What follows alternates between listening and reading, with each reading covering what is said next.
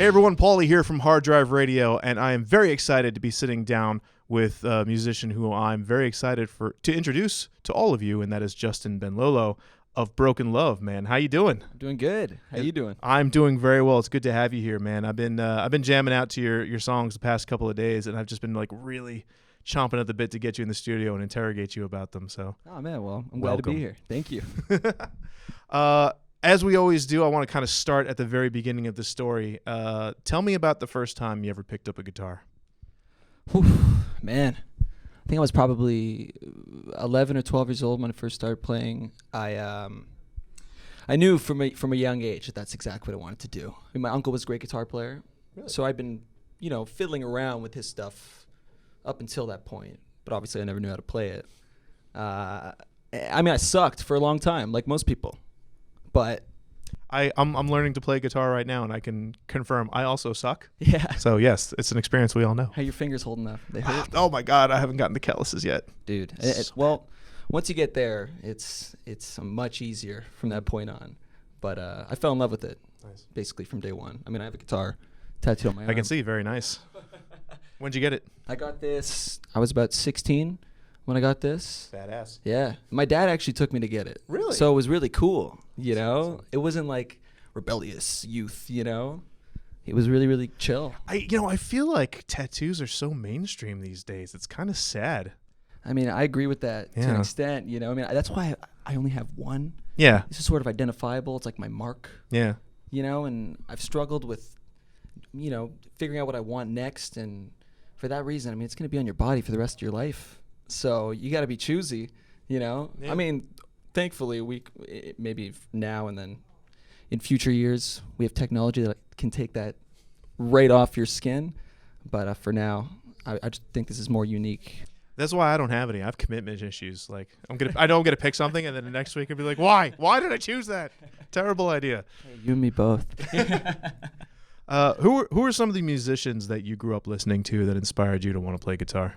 Well, definitely the first band that ever did anything for me was Kiss, of course, and they were pretty much the very prominent influence from day one. Just the stage antics and the superhero sort of vibe that they gave, like rock and roll superheroes, and a lot of them. And obviously, Ace Frehley was one of my favorites. Aerosmith, Judas Priest. Yeah. Obviously, Iron Maiden.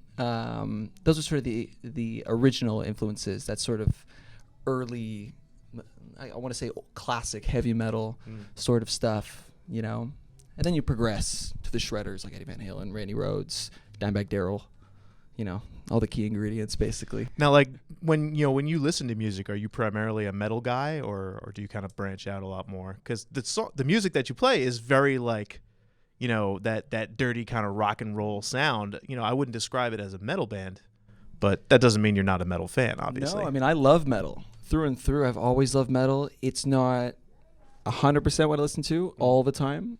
I'm very attracted to like big, beefy, kind of like doomy riffs and that kind of stuff. I mean, every once in a while I have to throw on a Meshuggah record, like, of course. And I have the hair for it, so every time people see me, they're like, oh, this guy's obviously a metalhead. But no, I mean, I listen to everything from Queen to Prince to Queens of Stone Age and Slayer, What would be the band or artist that you listen to that would surprise people the most? Ooh, that's a very good question. I listen to Frank Sinatra a lot. I really like, the Carpenters are really good. And maybe like Portishead, or what's another really interesting one? I really like Earth, Wind & Fire, like all that kind of stuff. Really, really does something to me, Yeah, I guess I would say that. Or maybe like Parliament, Yeah. If we're going deeper. Or Miles Davis if I'm trying to get stretch my jazz bone or something like that. But yeah, I mean, nothing too shocking. But yeah. No, those are all great answers, and we're very non-judgmental here at HardDrive. Thank you. We're a rock and roll show. We love our rock bands, we love our metal bands, but we'll acknowledge anyone who's just a great artist and a lover of music, because what's the point of like putting up fences and trying to keep people out? That's not what music's about. Totally. I mean, it's something for everybody to be enjoyed, and it kind of breaks down barriers. Right. Music really has no, I mean, everybody can enjoy it, and it brings people together, and that's the point. You know, it doesn't need to be secular, and we could like anything, regardless of if we look like a metalhead or not. Exactly. You know, so don't judge a book by its cover. Damn That's what right. I'm saying. Tell me about, putting the band Broken Love together. Was this, did this start as just kind of like a solo project for you, and you brought everybody else in, or how did it all come together?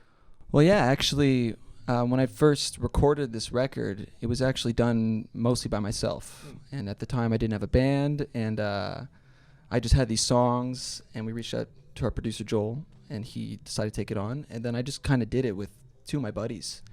And then through the process, we sort of formed a band around my songs. And I've been with these guys for about a year and a half now. And that was just an organic process. You know, New York's a big city. Yeah, And it's not too hard to find great musicians, but it's hard to find the right ones. Yeah. You know, and I believe that we nailed that.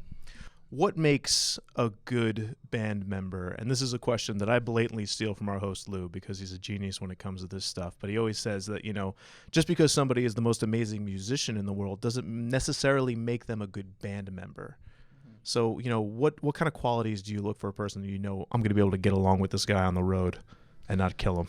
Well, you just said it right there, I mean, it's one thing to be able to play everything perfectly or not perfectly, whatever it is. Sometimes people just have a certain style, a certain swagger to the way they play, and that's very important to the band dynamic, obviously. But it's people that obviously you can get along with, that are friendly, that aren't going to be totally mopey all the time, and people who have a winning attitude, because it's hard work being in a band. And you're going to be touring a lot and doing a lot of shows, and you have to be in, high spirits all the time. So those sort of people are the ones I'm attracted to, especially ones who are also creative as well. I mean, you need input from everybody.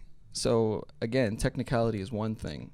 Anybody can learn to play an instrument amazingly, but to create is a whole nother mindset. I mean, some of the greatest artists in the world aren't technically the best musicians, but they have creative minds, and they break barriers just with that. And that's sort of what I look for. That's like the best freaking answer I've ever heard, man. That's Thank you awesome. so much. I'm Paulie with HardDrive Radio. We're talking with Justin Benlolo of Broken Love. We'll be right back.